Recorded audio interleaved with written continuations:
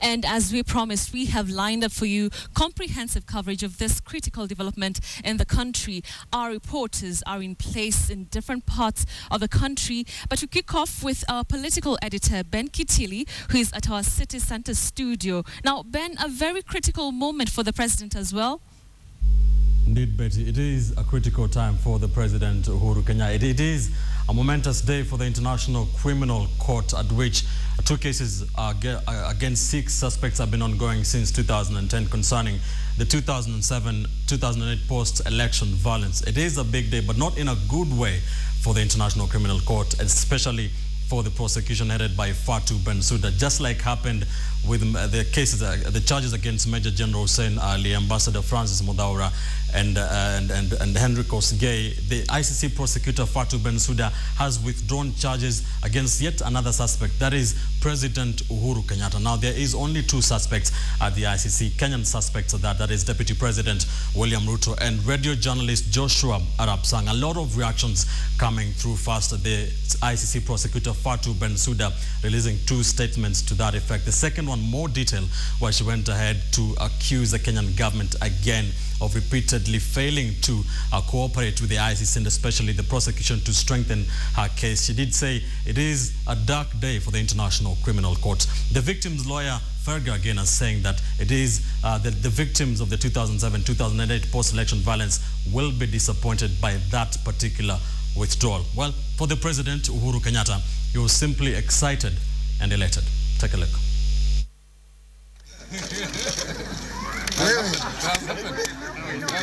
It was a long time coming, critics of the Kenyan cases at the ICC would say. 4 years since Uhuru Kenyatta's journey to the International Crimes Court began, Prosecutor Fatou Bensouda is finally at the end of her tether. In an application to the Hague-based court, Bensouda took out the charges against Kenyatta, citing the court's decision not to grant her any further adjournments on the case. The ICC Trial Chamber 5B had given Bensouda exactly 1 week to either withdraw the case against Kenyatta or prove that she had sufficient evidence to take the case to full trial. In her application, the ICC prosecutor noted that the evidence against Uhuru Kenyatta had not improved sufficiently to prove his alleged criminal responsibility beyond reasonable doubts. Again, bemoaning what she has called refusal by Kenya to cooperate with her office, Bensouda also intimated that the withdrawal was subject to the possibility of bringing up new charges at a later date should the office of the prosecutor obtain sufficient evidence. The prosecutor has dismissed the charges against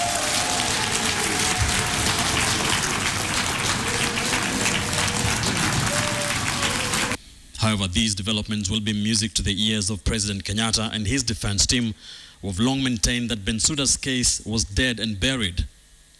The president was elated. As they say, 1 down, 2 to go. We're nearly there.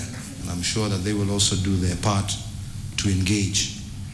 So let me not Trokesha you too much. I'm very keen to run home to my wife right now and see, tell her what's happening. And anyway, I'm very excited, by the way. So, President Kenyatta said the Kenyan cases were rushed and that they lacked proper investigations. But Bensouda insists that the president could yet return to the dock should she manage to get credible evidence against him.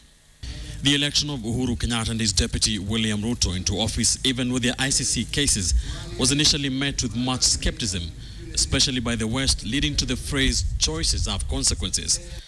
The Kenyatta administration is now talking up Kenya's relations with the rest of the world. This gives even more increased confidence in the economy for those who, were still, doubting about the economy.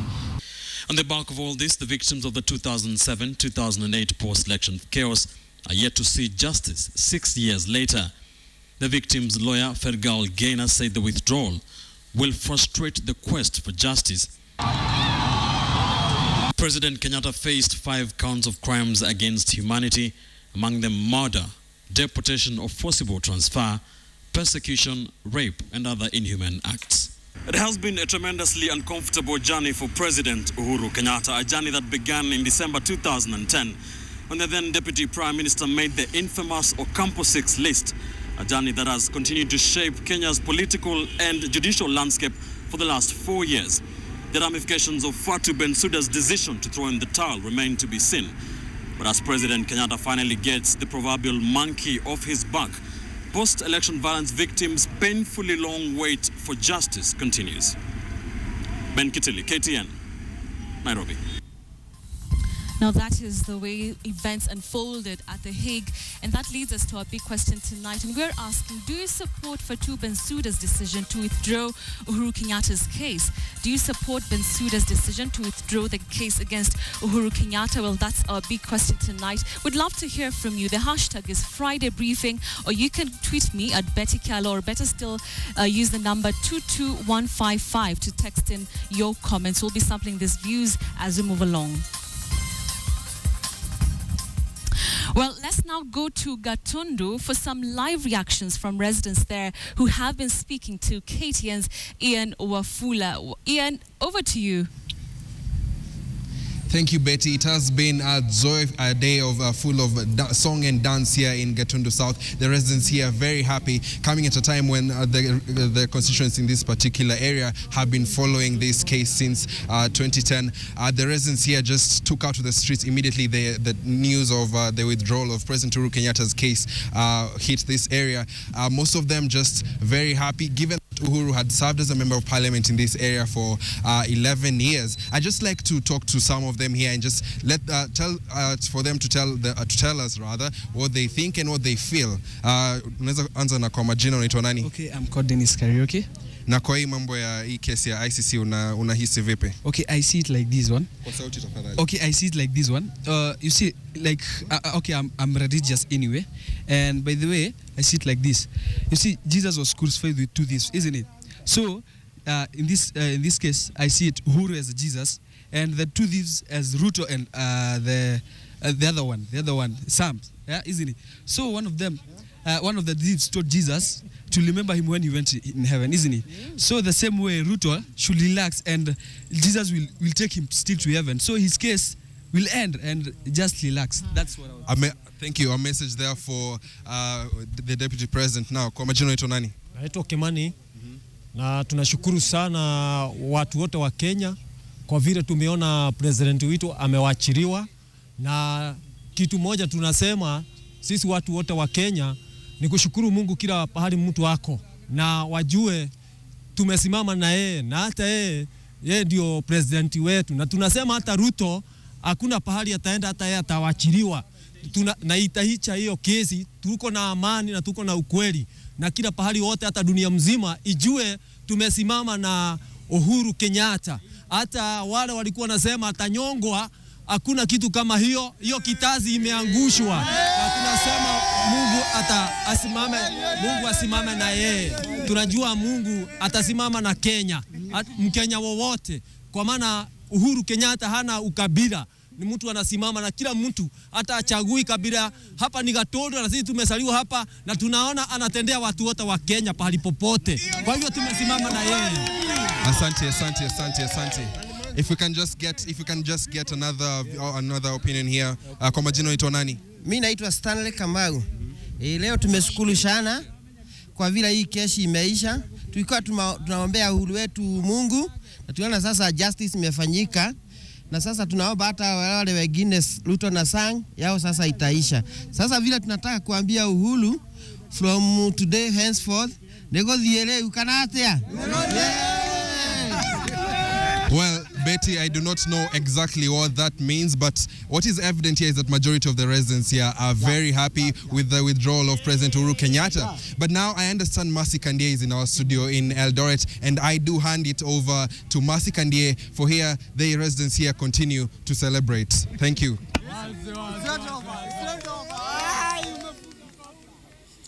Thank you very much, Ian Wafula. Indeed, we are live from Eldoret town, And the withdrawal of Uhuru Kenyatta's case from the ICC has been received with mixed reactions. We visited one of the IDP camps here within Uasin Gishu County, and then they say that even as President Uhuru Kenyatta walks free, it is indeed good news to them. But as internally displaced persons, they sure do hope that even them, they will get justice and also compensation, even as they continue to stay in the... Talked to a few URP leaders who are within Eldoret town, and they say that Jubilee Coalition is still intact. As you remember, one of the reasons that Jubilee Coalition came together, TNN and URP, they said was to unite two communities within Rift Valley. Listen in.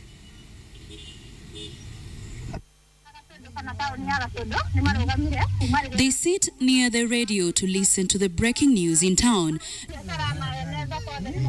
News that the criminal charges against President Uhuru Kenyatta at the ICC have been withdrawn. These are the internally displaced persons at the Kamwingi IDP camp in Eldoret. News that comes in as a double-edged sword. They win and lose at the same time. Na sisi tumepokea habari hiyo kwa shangwe. Japo kuwa tumeipokea kwa shangwe, tunaomba kiongozi wetu, wao wamefunguliwa. Sisi tumekaa jela kama pamoja na watoto wetu na binti zetu. Tunajua kwa ICC haikuwa na ushahidi wa kutosha.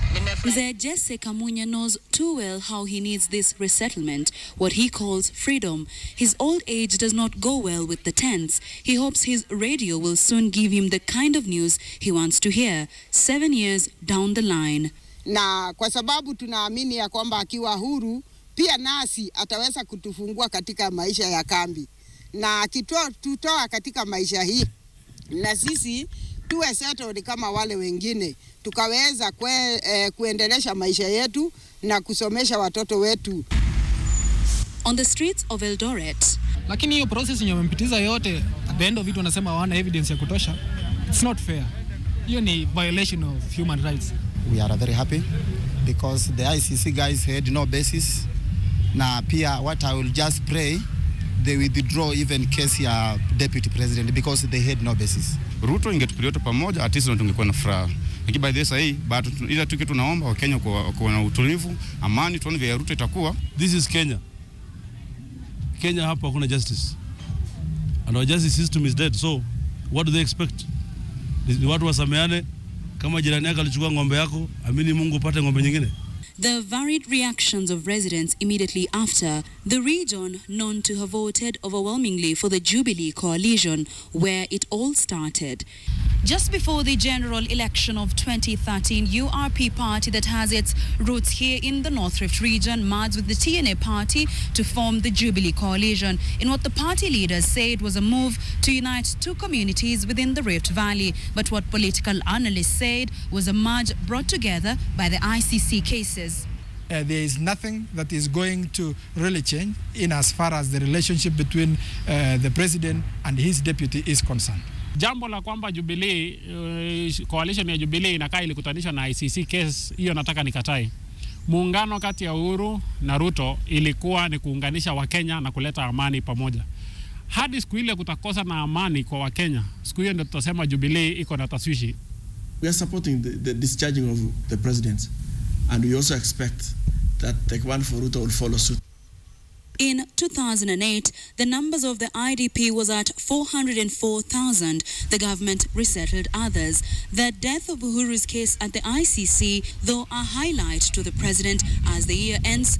These 68 families at the Kamwingi, with a population of 314, hope that they too can walk free, that somehow compensation or justice shall be served. Masi Kandie, KTN, Eldoret, Uasin Gishu County.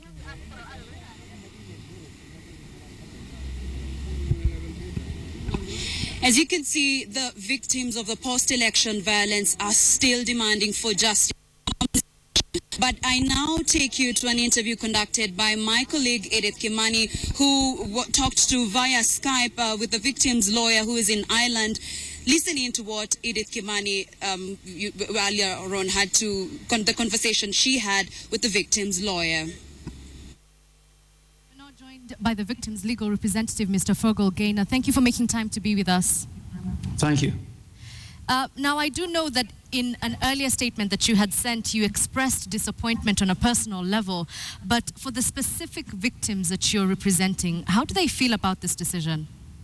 We've heard from a number of them this afternoon. A number of them are in considerable shock about today's decision. A number of them are deeply disappointed.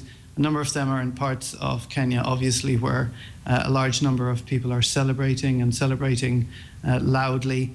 And they feel that that merely is putting salt on their wounds. So there is widespread disappointment and widespread fear, indeed, in some areas, that there might be some form of retaliation against them. So it's a mixture of disappointment, fear, and shock at the moment. There seems to be a feeling of resignation from what you've just described. Do they feel like this is the end of the road? There are absolutely no other options for them? Well, that's one question that we've been receiving. And the truth is that as far as the ICC prosecution of President Kenyatta is concerned, I believe that this is the end of the road. There is, of course, a technical option for the prosecution to return to the trial chamber in a few years if they have by that time gathered further evidence which would help to prove the existing charges. The prosecution's at liberty to do that. But I'll certainly be advising the victims not to expect too much more from the ICC process. Remember, the victims have been waiting for 7 years for justice, either from the Kenyan courts or from the International Criminal Court. And unfortunately, they haven't received any justice either in Kenya or at the ICC. But there are those who are saying that there's still another court at the ICC and there could be recourse for them. How do you feel about this? I'll certainly be emphasizing very strongly to the prosecution, and I already have on a number of occasions, the importance of conducting robust prosecutions against others responsible for the crimes committed, not just in Naivasha and Nakuru, but in all other places where there were significant outbreaks of crime during the post-election violence. So it's certainly up to the prosecution to do that. It's within the power of the prosecution to do that. And I've been pressing the prosecution to make public their intentions one way or the other as to whether they want to bring further charges in the future. How are you advising your representatives at this moment in terms of going forward and seeking justice if the ICC doesn't work out? This afternoon, we heard President Kenyatta give a speech in which he has essentially promised that there will be domestic justice for the victims of the post-election violence. What I think is most important now is that the President and the government should make good on that promise. We need to see a credible justice process involving credible prosecutions at the mid-level and the high level in particular. We need to see the International Crimes Division of the High Court set up and properly operational as soon as possible.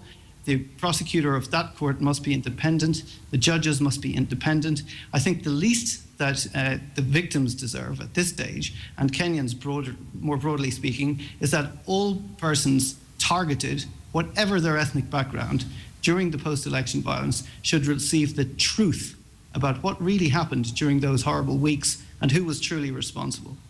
Okay, Mr. Gaynor, bearing in mind that there's still another case in court, do you still think that the International Criminal Court was the best option for the victims who are seeking justice against those crimes that you've mentioned?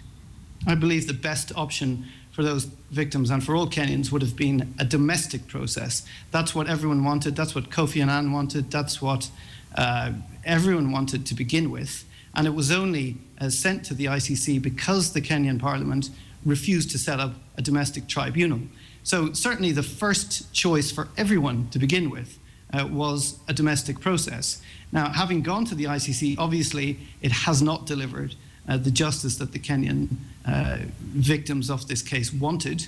That has been due, in my submissions to the court, very much due to deliberate obstruction by, in particular, the government of President Kenyatta, which deliberately withheld vital cell phone data and vital financial data, which would certainly have revealed a great deal of truth, not only about his activities during the post-election violence period, but also about the activities of others who might have been involved at a high level in organizing crimes committed during that period.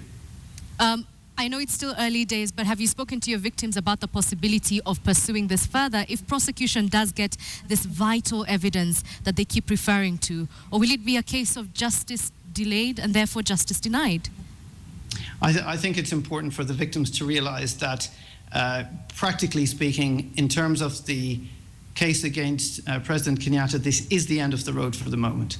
Of course, we will be pressing the prosecution and other states parties who might be in a position to help out to gather whatever other evidence might exist, whether it's in Kenya or outside Kenya, and to bring charges in the future if the evidence is sufficient to warrant bringing charges in the future. But I don't want the victims to entertain false hope at this stage. It's clear that the prosecution has not appealed the trial chamber's decision denying a further adjournment. The other possible option is that the prosecution might appeal, or it might not appeal, the decision not to refer Kenya to the Assembly of States Parties. If they do appeal that, I will fully support it.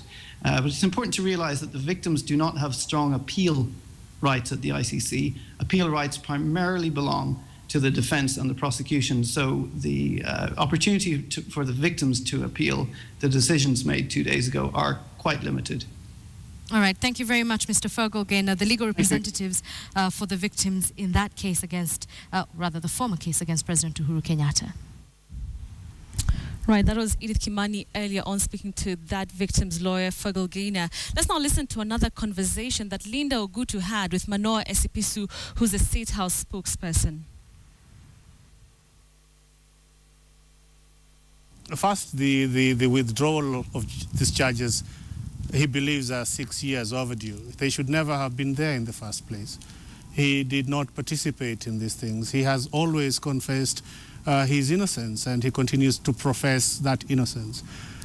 For a man who feels strongly that he did not do anything wrong, for somebody whose conscience is clear, to be charged in connection with such bad crimes, this really bogged him down. It was really, it weighed on his shoulders to be accused of somehow diverting the rule of law or undermining the rule of law.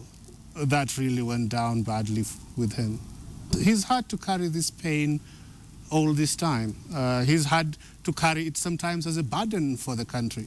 When people say, you know, this hangs over your shoulder, therefore your country is somehow not one that respects the rule of law. Those things weigh on somebody, and especially if you are a head of state. Because these cases were so shoddily investigated, because of the incompetence the judges have clearly said the prosecutors were guilty of, it means that the president has been a victim of that entire court process. He has been libeled, and his name has really been dragged through the mud.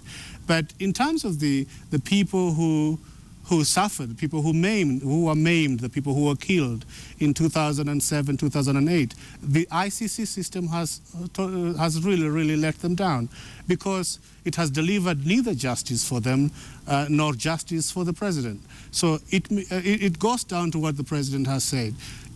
This country has to work hard to ensure that there is restitution and reintegration for the victims of that violence, and the president has been committed to this path since he came to office and even before he came to office. In terms of the court processes, which I think that's what people would like to hear a little more of, we have heard from the Director of Public Prosecutions that cases are still being investigated, and the president lends support to that process. The president has consistently reached out to communities in order to try to deal with the 2007-2008 situation. But the president also believes that this court, in particular reference to the Kenyan cases, really did a poor job.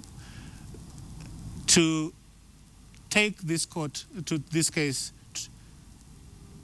to where it has reached, to drag it for so long without having evidence, it's a travesty of justice. In the justice system that our neighbors so much talk about, you want justice to be seen, to be done, and to be done quickly. You want investigations to be carried out properly. So in the manner that this case has been managed, clearly there has been a reputational problem for the court. because it has appeared to be influenced by forces outside of the court system itself.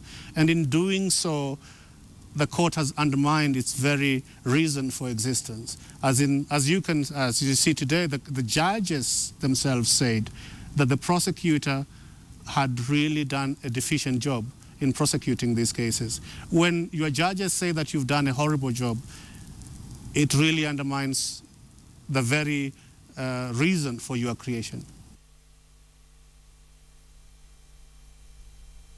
Varied reactions there on the withdrawal of the charges against Uhuru Kenyatta. Let's take a look at another reaction here from Raila Odinga, who's a former Prime Minister. He says, in part, on my own behalf and behalf of my family, I wish to congratulate the President on this personal triumph that is also of great significance to our country. The statement goes on to read, it is my hope that with this burden taken away, my brother, President Uhuru Kenyatta, will now focus all his energies and attention on serving the people of Kenya to the best of his ability. He goes on to say, I wish him well in this noble task. That is Raila Odinga's statement on the withdrawal of charges against Uhuru Kenyatta. Let me now hand you over to Edith Kimani, who has an interesting discussion on this, trying to tell us what this all means. Edith, over to you. Well, thank you very much, Betty Kialo. And before we proceed to the panel, I just want to remind our viewers what the President had been accused of. 5 charges, 1 being deportation, rape, persecution, other inhumane acts, and murder. And in studio with me is Jonjo Mue, who is a human rights lawyer, and also Muthoni Wanyeki, who is the regional director of AI in East Africa. Thank you very much for joining us, Amnesty International. Thank you for joining us. Thank you. Okay, so the first question is, do you think this is something that we should be congratulating the President for? We've just seen Raila Odinga saying congratulations to the President for this personal triumph. Muthoni? No, I would actually wish to refocus the attention on what this means for the victims of the specific case, but also victims more broadly. Do we think that, we heard Fergal Gaynor not too long ago saying that the victims are extremely disappointed. Is there any possibility, any chance whatsoever that they will get justice for the crimes committed against them? Well, the victims are entitled to justice, and they've been waiting for justice for the last 7 years. The ICC cases seemed to be a glimmer of hope. Particularly, I mean, there's obviously one case that is still ongoing. Mm-hmm. This one has now come to an end. We must remember that it is the state, in this case Kenya, that has the primary responsibility of ensuring that victims of atrocity crimes get justice. And therefore, the government of Kenya still has that responsibility to ensure that they get justice. Okay, Muthoni, I'm pretty sure you've been following this case closely. And on November 9th of 2009, Parliament began a debate on what was supposed to be another amendment to the Constitution to form a local tribunal. And that debate has not been concluded to date. Do we see this happening, this being revisited? Do we see calls for a local tribunal happening again? Well, I mean, they've been, like you say, the discussion on setting up an international crimes division, now international organized crimes division, has been going on for a very long time. It's very clear to, I think, the mind of the domestic human rights community as well as people watching developments that there hasn't been any real seriousness around getting that international crimes division off the ground. Nothing has happened to date. It's not operational. When you look at the list of kind of crimes that they want to include under it, the focus clearly, especially in light of what's happened over the last year, has been much more on counterterrorism measures and including that, money laundering, under the crimes division. So it's there, it's hanging around, but nothing has really happened. And if something happens, it looks like the focus is not necessarily going to be on high-level perpetrators of the post-election violence and the different forms of violence that we saw during the post-election violence. Okay, we do remember from the politicians, sorry to cut you off, who were busy screaming and shouting, don't be vague, go to The Hague, and that seemed like the best option at the time. But was it a mistake for Kenya to peg all their hopes for justice against the victims on one court? I don't think people pegged all their hopes on one court. I think the parliamentarians were duplicitous. There were all kinds of motivations in terms of that call. But I think the people who had really worked with victims and worked on behalf of victims basically followed what seemed possible at the time. You know that the human rights community here lobbied extremely hard for the special tribunal, put an immense amount of energy into making sure that it would work. When that failed, people were like, well, okay, if this is what's happening next. People then put a lot of energy into trying to ensure that the cases at the ICC were framed in a manner that would capture the 3 different patterns of violence and that would bring justice. I think people did the best they could in very difficult circumstances. And now we shouldn't assume that the human rights community here isn't acting as well. You may be aware there are 3 cases moving forward, not on individual criminal responsibility at the highest level, but on state responsibility with respect to women who went through sexual violence, with respect to internally displaced persons, and with respect to police killings, particularly in the western part of the country and low-income areas of Nairobi. Okay, now Njonjo, Muthoni has mentioned that in the early days, the ICC issue was very divisive. There were those who were very much for ICC and those who weren't. And those who were not kept saying, look, this court has been in existence at the time for about 10 years. Only 2 people have been convicted. It's spending huge amounts of money, 34 judges not really doing anything. Do you think it was a mistake? No, it was not a mistake. The ICC was set up to fight against impunity in situations where the state was either unable or unwilling to give justice to victims, and that's precisely what it has been doing. However, we must acknowledge that it does that in very difficult circumstances, going against very powerful individuals, whether they are heads of state or senior government officials or rebel leaders. And people say that ICC has been around for 10 years and has only achieved 2 convictions. But that was to be expected. The first years were spent setting up the institution. And the ICC itself, the way it is set up, it does not have a police force of its own. It relies on state-party cooperation for most of its investigations. And so there's a sense in which it moves only at the pace at which the state parties are cooperating. And the Kenyatta case, for instance, is one of the cases where cooperation by the government of Kenya has been a big issue. And it has slowed down considerably the ICC in its quest to find justice. Okay. But to be the devil's advocate, there are people who are saying, look, Fatou Bensouda and her team had 7 years to work on this case. Surely they should have come up with something. They had 7 years to work on this case, that is true. But they do say that they requested certain information from the government of Kenya as far back as 2012, and that has not been forthcoming up until now, when the case has essentially collapsed. So basically, yes, these cases take time to investigate. The suspects are being charged with the most serious crimes known to humanity, and therefore the prosecutors and all those involved must be careful to ensure that due process is followed. And that takes time, because even domestic cases, there are cases that have been in our own courts for decades. And time is what everyone seems to be talking about when it comes to the issue of the ICC. We're saying that it's been ongoing, this process, this journey, for 7 years, but really it began in 2007 when the skirmishes erupted in Kenya. And Noah Otieno retraces the steps of just how Kenya got herself into this situation.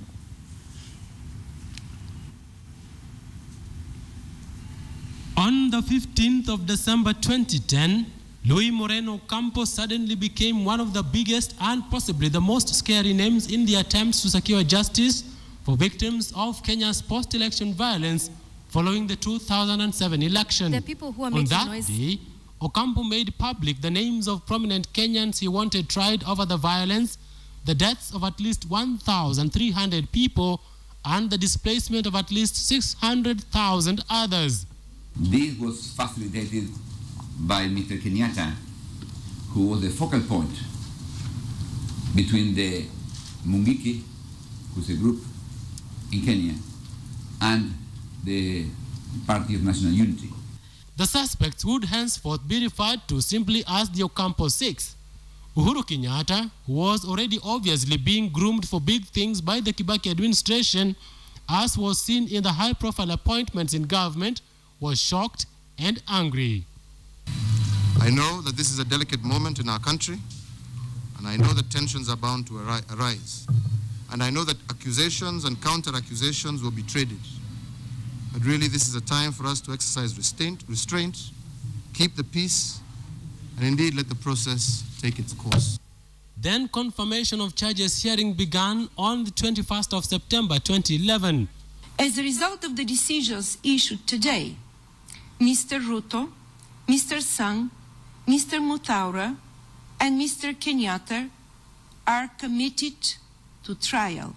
The ICC would later refuse to confirm charges against Uhuru's co-accused Major General Hussein Ali in January 2012 and later set free Francis Muthaura in March 2013. Uhuru Kenyatta put together a powerful defense team at The Hague. And beyond the court, the Kibaki administration and later the Uhuru government mounted a massive campaign that went all the way to the United Nations Security Council and continentally secured an African Union resolution to stand behind Kenyatta and challenge the ICC. The case against Uhuru was to commence on 24th January this year, but Prosecutor Fatou Bensouda started faltering. Her witnesses against Uhuru were requesting to remove their testimonies and pulling out of the case. The government too was accused of refusing to cooperate with Bensouda in her request to be given crucial records pertaining to Uhuru's finances. The government denied the claims. Uhuru's defense team at the ICC became more ferocious in their demands for the case to be dropped for lack of evidence. The judges gave the prosecutor several chances, adjourning the case again in February 2014 and then in October 2014. Two status conferences on the 7th and 8th October this year painted the picture of a frustrated prosecutor. It also got Uhuru and his allies very confident about the direction the case was headed. Uhuru came back home to a rapturous reception. On Wednesday this week, the judges handed Bensouda an ultimatum: try Uhuru or set him free. And now, with Bensouda's admission that she has no solid evidence to carry the case, Uhuru, the man whose name means freedom, is free. Now, President Uhuru Kenyatta and his deputy William Ruto have become a pretty powerful political pair since they joined up ahead of the 2013 general election. Interestingly, it is that very changing nature of Kenya's political alliances that may present the biggest political problem now for Uhuru and Ruto. Ruto's supporters have always maintained that it is Ruto's former political enemies who were then in PNU who helped to strengthen and even, quote-unquote, fix him at the ICC. And now, with Uhuru going free and Ruto remaining on trial at the ICC, analysts think this could be the trigger for the beginning of a rift between Ruto and Uhuru inside the Jubilee coalition. Noah Otieno, KTN, Nairobi. Now, Otieno, looking at the political aspect of the decision that was reached today after Fatou Bensouda decided to withdraw the case against President Uhuru Kenyatta. Now, Njonjo, you did say something very interesting earlier, that the country needs to be willing and able. At this moment, as we stand, Modoni, do you think it is possible for anyone who endured any sort of maltreatment or injustice in 2007, 2008 to get justice? Is the country willing and able?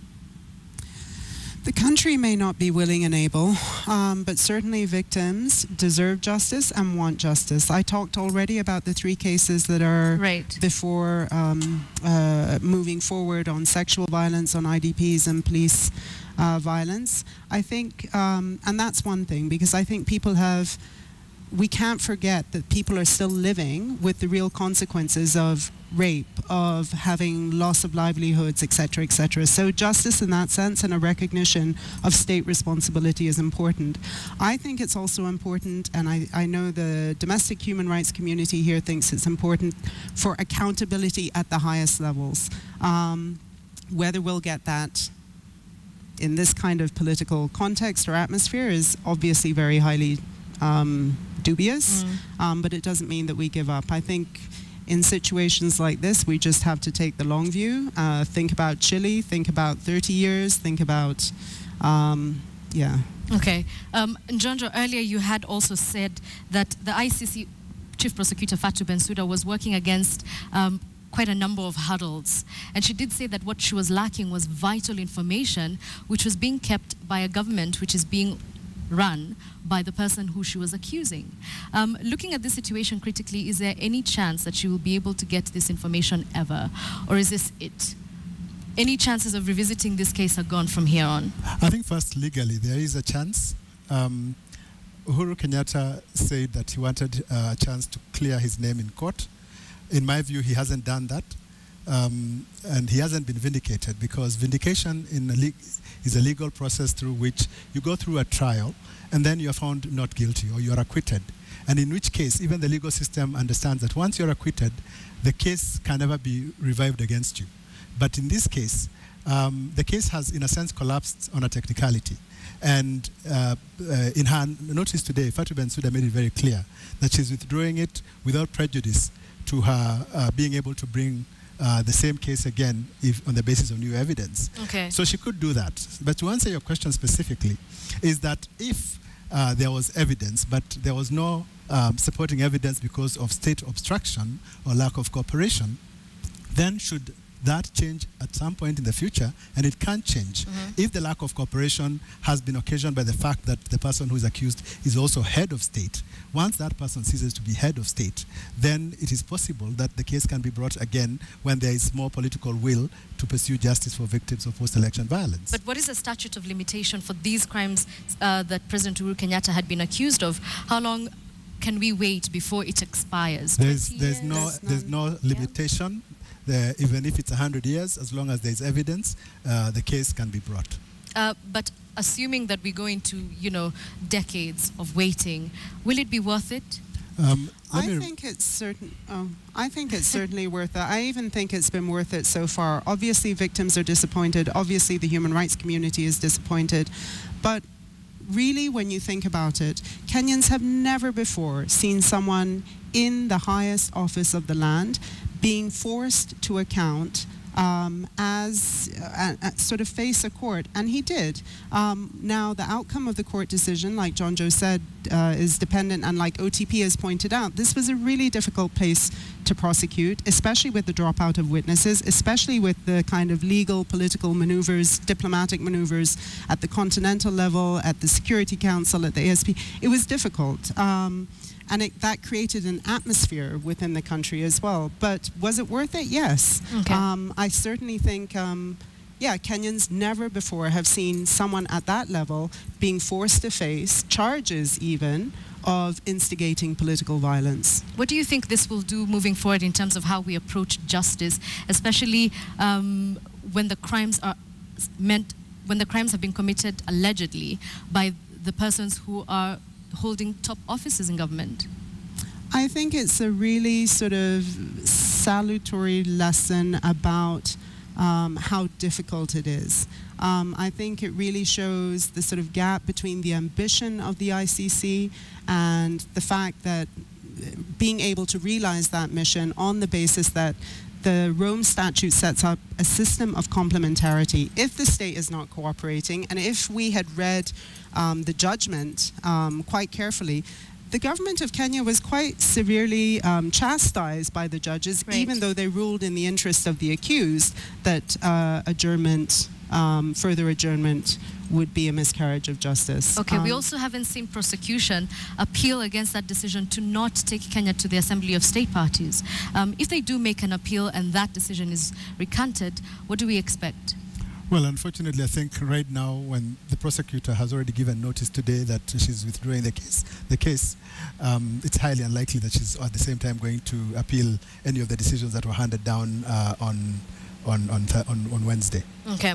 Fergal Gaynor, during the status conference, the last status conference that was there, said Kenya cannot be seen to be defiant. It cannot be seen to be rewarded for defiance. Do you think this is how the rest of the world will take it, specifically the countries in the AU? I think today's decision, but even Wednesday's decision, I would agree with Fergal Gaynor that it would appear that the international community, the court, is unwittingly setting a really dangerous precedent where powerful individuals who control the apparatus of the state, whose executive authority, who have ultimate executive authority to ensure cooperation, engage in obstruction. And I'm not saying that Uhuru did, but the government which he heads is accused of not cooperating, and then the accused person benefits from that. Okay. Now that sends a really negative message to victims, or especially of countries where atrocity crimes are happening or are likely to happen, and where the states themselves are either unable or unwilling to pursue those, because that's what the ICC was set to do to begin with. So if the ICC cannot do that, if the ICC itself becomes a victim of a campaign where states, the AU and others gang up against it, and a particular state refuses to cooperate, then victims are left wondering, where then can we turn? And don't forget that the AU itself has amended the law that sets up its Court of Justice and Human Rights to ensure that heads of state cannot be prosecuted in the regional court.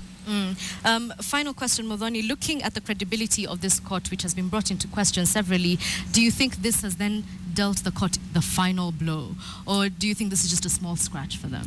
No, I think, like I said, the ambition to go for people at any level was an ambition that's going to take years to realize. And I think if you look at the details of this case and the sort of evidentiary base of this case, it would have been very hard. It was very reliant on witnesses. And if witnesses have withdrawn, either because the political situation changed or because, as the prosecutor has said, there has been cases of witness intimidation, which we as Amnesty have urged that she make public and investigate further and pursue, of course it was going to be a difficult case. But no, does it affect the OTP? I think everyone has learned lessons from this, and one of them is that when you have a small number of linkage witnesses and that number sort of whittles away, you need to have other ways of approaching the question of proving the case. All right, thank you very much to my panelists, Muthoni Wanyeki, who's a regional director of Amnesty International in East Africa, and John Jomue, who's a human rights lawyer. And ODM unveiled its new lineup as opposition to melt it at the last minute. The party is now turning the heat on the government for what it calls poaching of its members without consultation. Our senior political reporter Samogena has more.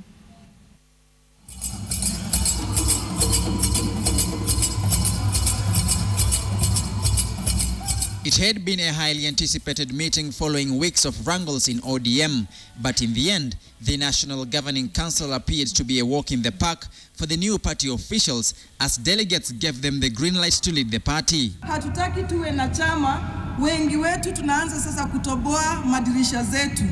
Tunataka tuwe na chama, tunaingilia mlango moja, si tunaingilia vidirisha, tunaanza hata kutoa paa, ndio tunataka tuingilie. Once again, we have proved our critics wrong. We have proved that the party ODM has got the strength to weather political storms, and we have weathered yet another storm. Tumetembea hilo barabara, tumelumbana, tumelekana mbio juu na chini, lakini leo tumefika pale ambapo tulitaka kufika. Raila retains the party leader position to be deputized by Governors Ali Hassan Joho and Wycliffe Oparanya. John Badi is the party chairman. Ababu Namwamba takes the mantle of Secretary General from Professor Anyang' Nyong'o.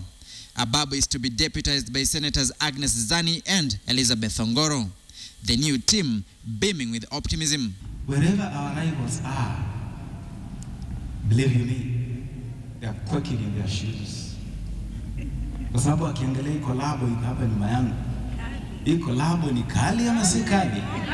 We would like to see a situation where after nominations our party leader will go to counties, hold a public baraza and hand over the nomination certificate to the winners in a jovial mood. Na mimi nataka niwaambie wale wako pande ile. Nia ya kuwashinda tunayo. Sababu za kuwashinda tunazo. na uwezo wa kuwashinda tunao. We were at Kasarani on the 28th of February. That's the day we all want to put behind us. Forget that day forever and ever. But the party immediately turned on the president following his decision to nominate Kajiado Central MP Joseph Nkaiseri to head the Interior and National Coordination docket. ODM is accusing President Uhuru Kenyatta of poaching its members without consulting the party. You poach your members because you have run out of ideas. You need some kind of proper professional advice from ODM. You refuse to talk to us. The party claims in poaching ODM members, Jubilee is plotting to erode ODM's numerical strength in the House. ODM is now demanding the Kajiado Central Parliamentary seat reserved exclusively for the Orange Party. As ODM, we don't want to be subjected to another by-election in Kajiado Central. We must be allowed to field a candidate in Kajiado Central unopposed.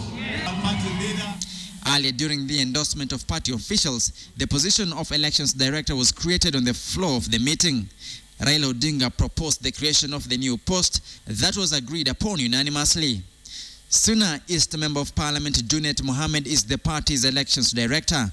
After 10 months of wavering in political deep sea, the orange vessel appears to be stabilizing and ready to continue with its voyage for the 2017 election. But after months of internal wrangles, the orange is acquiring back its taste. But with the team in place that was competing against each other, it only remains to be seen if they will walk the talk. Samogina KTN, Bomas of Kenya, Nairobi. The government has successfully reopened the $2 billion Eurobond and raised an additional $750 million or $67 billion from the listing. The top sale, as the bond is called, comprised a $250 million 5-year bond and $500 million 10-year bond. It was listed at a premium, meaning that its yields were lower than the original Eurobond and was received by Treasury on the 3rd of December 2014.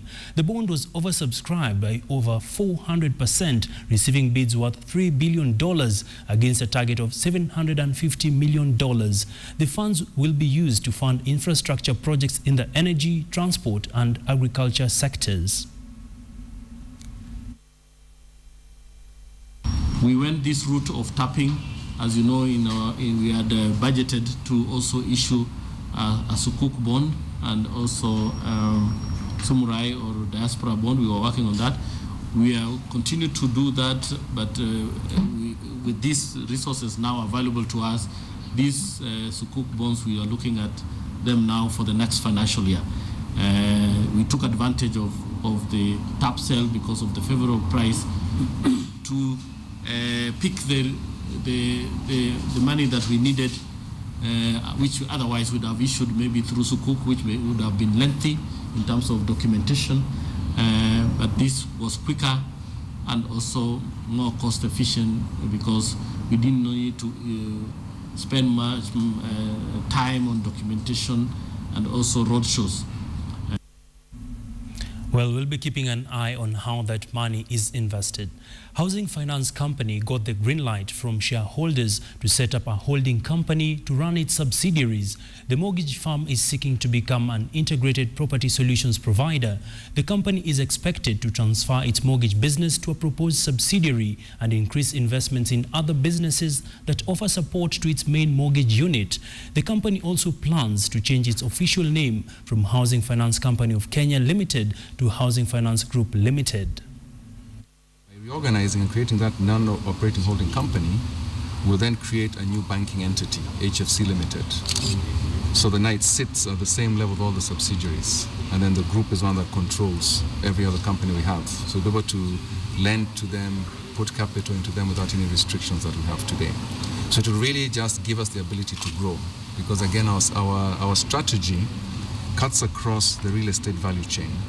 And within that, we still see more opportunities for us to participate in through subsidiaries. Kenya's sugar sector has been hounded by a history of inefficiencies that have affected production, processing and marketing of the commodity and crippled the sector. but there is light at the end of the tunnel after a parliament committee approved a government plan to privatize several state-owned sugar millers. Here's KTN's Charles Gitonga with an in-depth look at what privatization will mean for the sector.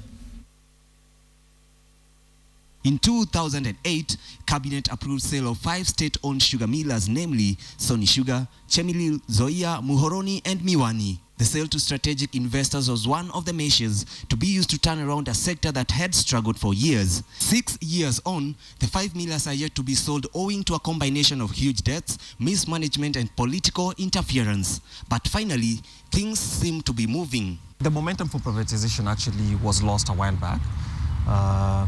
Sugar companies, among others, are some of the companies in which government has a stake and which would do much better if they were actually placed, they were actually privatized. This week, Parliament moved the process along, approving government's plan to sell a 51% stake in the 5 millers to strategic investors, 31% to farmers, and the remaining 18% to the public through an initial public offering once the farms become profitable. We think that it is important for going forward to deal with the challenges in the sugar industry, bring in private investors to run the sugar companies more efficiently and be able to compete with sugar coming from out. However, several factors make these farms a hard sell. Despite several government bailouts, the latest being the writing off of debts amounting to 42 billion shillings in January, the farms still have huge outstanding debts to farmers and the state. The millers have also posted successive losses over the years, accumulating a collective loss of 6.1 billion shillings in the 6 months to June this year, and this is not to mention governance challenges. The sugar sector is defined by mismanagement, poor regulation and disappointed farmers, and that explains why it has not been doing well with such market circumstances. Will these investors be willing to pump their money into this ailing industry? The investor has to think about each company and how what are its prospects individually and not necessarily all these 5 or 3 together. So for these that are very old, an investor would probably just be thinking of establishing a new plant altogether, and that's a lot of money. But there is another major problem.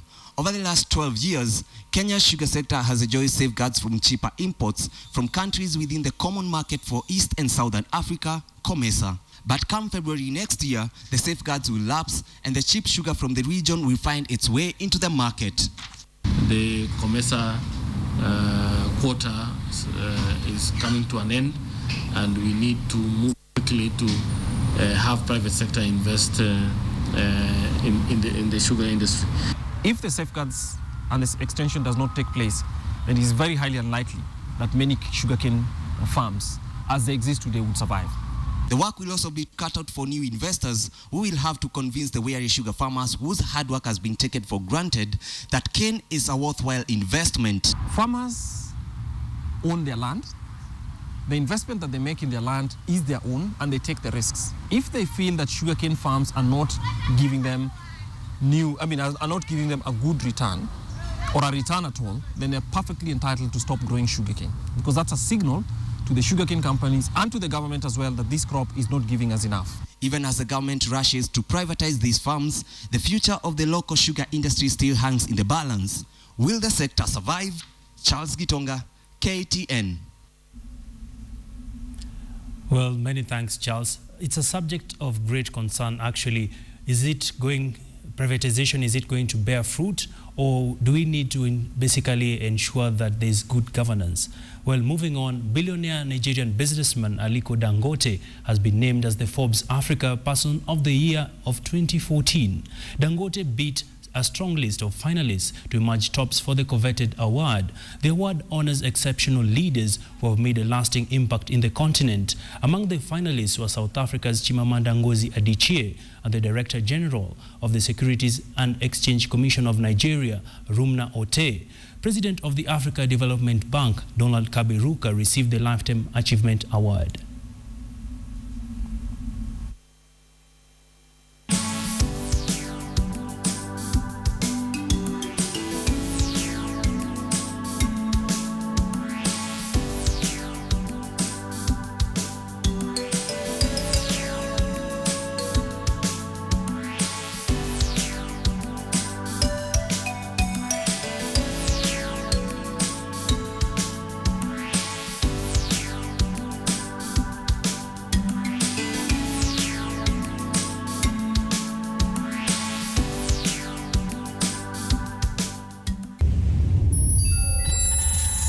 Quarry. Quarry. Quarry. Quarry. Quarry. Quarry. Quarry. Quarry. Quarry. Quarry. Query. Query. Quarry. Quarry. Quarry. Quarry. Quale. Quale. Quale. Quale. Quarry. Quarry. Quarry. Quarry.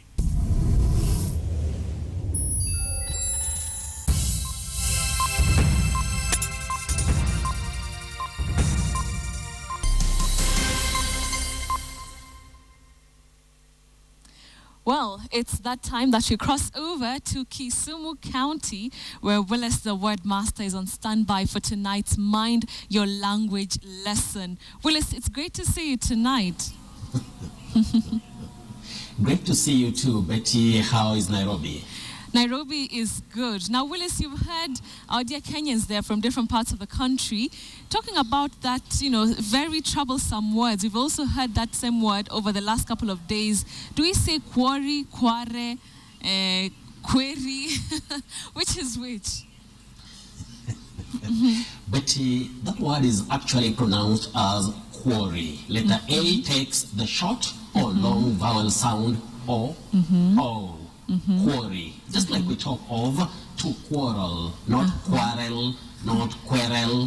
We also talk of quarantine. Quarantine, not quarantine. So, quarry. Quarry. Not quarry, not quarry, not query. Yes. Okay, Willis, got it. Quarry. Now, moving on to the next one. What do you call an object that has sort of like magical properties? Is it a talisman? Talisman? Which is which? In that word, letter S takes the voiced sound Z, like a Z, not S, which is voiceless. We say talisman, talisman, just like we talk of ombudsman, ombudsman, not ombudsman, the way many people say. Ombudsman, talisman. All right, ombudsman. Yes. Got that one. Moving on, do we say up against the wall, against all odds? This one is a tricky one, Willis. Is it against, against? Tell us. I know. Many people say against. Yes. Where we have what I normally call, or I usually call, the intrusive vowel sound. Nest. There is no nest. We say nst. A consonant cluster. Against. Just like we talk of amidst, amidst, not amidst. Okay. We also say amongst, amongst, not amongst, not amongst. And we say among, not among, for those who commonly say among, no, say among. Willis, you've tackled so many words there, but we get it. Among, against, got that one. Let's move on to this word. Now, it means two different things. Do we say pupil, pupil, when referring to the eye, and also referring to a student who goes to a certain school? Is it pupil, pupil? Give us those differences, Willis. Well, we say pupil, and the other acceptable pronunciation is pupil. You can articulate sound E, or you just have pil as pupil. So the two acceptable pronunciations, Betty, are pupil and pupil. All right, pupil for the eye and pupil for the student. Yes, so we talk of both. We pronounce them the same way. The same way. Pupil and pupil. All right, yes. Okay, Willis. Moving on, do we say temperature or temperature? I hope you'll avoid that in serious communication, what you just said. We say temperature. Temperature. This is where we have an illusion of letter E after P. So we say temperature. Just like we talk of temperament, we have temporary, so we can avoid temperature and say temperature. Temperature. All right. And what about territory or territory? Or territories? Territory? Yeah. Betty, we have two acceptable pronunciations for that. Yes. We can say tree, that is territory. You can also say territory. There is no problem. Territory, territory. Just like we talk of preparatory or preparatory, and we talk of factory or factory. What about secondary or secondary? We say secondary. Secondary. Secondary school. Yes. Oh, okay. So it's not secondary, but secondary school and territory. Got that, Willis. Let's move on to our feedback question. Now, tonight's feedback question is, a tough one. Now, it's from Dr. Becky from in Nairobi. She's asking about this word that means a mutual trust and friendship among people. A camaraderie. Help me out, Willis. Oh, I see. Yes, that one, Betty, that one is a mouthful. It's a mouthful, we call it that. So that is a bit tricky because of, the length. So we say camaraderie. Okay. Camaraderie. Camaraderie. Yes. Okay, Willis, got that one. Let's move on to your surprise word, finally. Well, my surprise word tonight is commonly mispronounced by many people as senile or senile. You hear people talking of so and so has gone senile. We don't say senile, we say senile. Senile. Just like we talk of senile dementia, not senile dementia. And it reminds me of campanile. We now don't say campanile when we are talking of a tower that contains a bell. Maybe in an institution of learning, we say campanile. Just like one Raymond Odur of KU and his friends asked me to, explain to them whether we say campanile or campanile. So it's nearly, not Nile. Nearly. All right, Willis. Though that's a surprise. Campanile. Got that one. Well, Willis, always a pleasure. Always a pleasure having you on the show. Thank you very much. See you again next week. Now, to matters of cricket. Pakistan under-19 cricket team landed in Nairobi on Thursday to play one match-day series against the Kenyan counterparts. The first match is set to be played in Nairobi at the Aga Khan gym on Saturday morning, before the two junior teams meet on December 7th, 9th, 11th and 12th. Pakistan, who already qualified for the 2016 World Cup, is expected to give Kenya a learning platform before Kenya's next year's World Cup qualifier matches. We have worked a partnership with Pakistan whereby we are having the Pakistan under-19 team, which is already landed in Kenya, to play with our Kenya under-19 team. And simultaneously, next week, we are going to have our national team going to play in Pakistan. So it will really help us in the qualifiers. Hopefully, the guys will put up a good show and we show the world that cricket in Kenya is coming back. We are extremely grateful for the Kenyan government for extending the hospitality to our team, which arrived yesterday.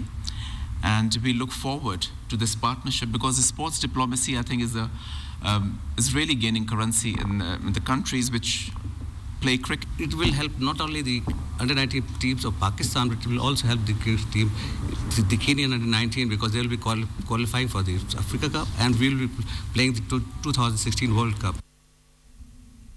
Curtain falls for the Kenya Hockey Premier League action this weekend, with the defending champions Kenya Police battling to retain their title against Kisumu Simba in Cup quarterfinals matches to be played tomorrow.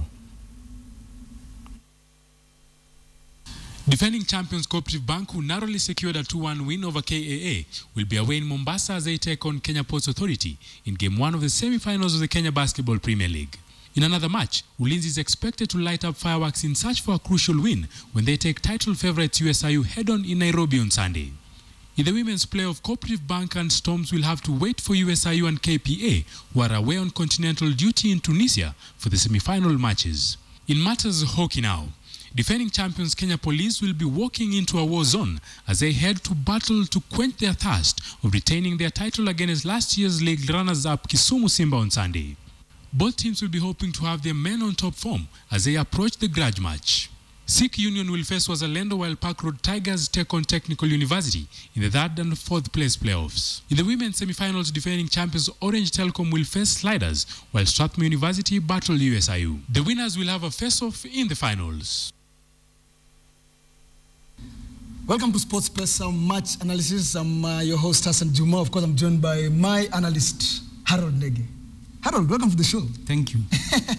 After Chelsea's win over Spurs, 3-0 win, what do you have to say?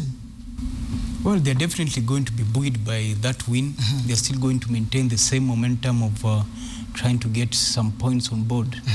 Looking at that particular squad, not even lightning can stop the way they are playing right now. Yeah. It was a tactical match in the sense that Cesc Fabregas was withdrawn from that match. I have this funny feeling that maybe Mourinho was eyeing, the Newcastle match. Do you feel the same? Yeah, there are always those precautionary measures a manager will take when it comes to managing his players.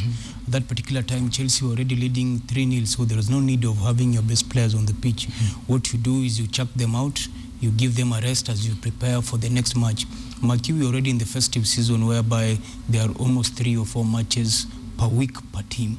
So I think it will be best if somebody of Mourinho's stature, if he wants to win the league and he wants to maintain the same momentum of winning, he has to keep his players fit, healthy, and he can only do that by resting them. And also rotating the squad. Yes. When you look at Newcastle, they're patched 9th. They've had a poor run this season. They're patched 9th. I don't know. What is it that they really need to do? Because they'll be at home. What is it that they need to do so that at least they can get a point out of Mourinho's side that seems to be cruising? Well, playing at home, first of all, you have to attack. There is no way you're going to play at home and play behind the ball. You need to get the points, because if you can't get the points at home, then even playing away, you can never be able to get the points. On the other hand, you have to consider that your opposition, his strengths and weaknesses. Chelsea is a very, very strong team, both defending and going forward. When you look at the statistics, the odds really favor Chelsea. Newcastle 6.09 odds for them to beat Chelsea. It's a tall order. So you can join the action, register now and start winning with Sports Pesa. SMS game to 79079 to register. Do it on sportspesa.com. Thank you very much for your views and of course for watching KTN Friday Briefing. I'm Betty Carlos. See you again next Friday.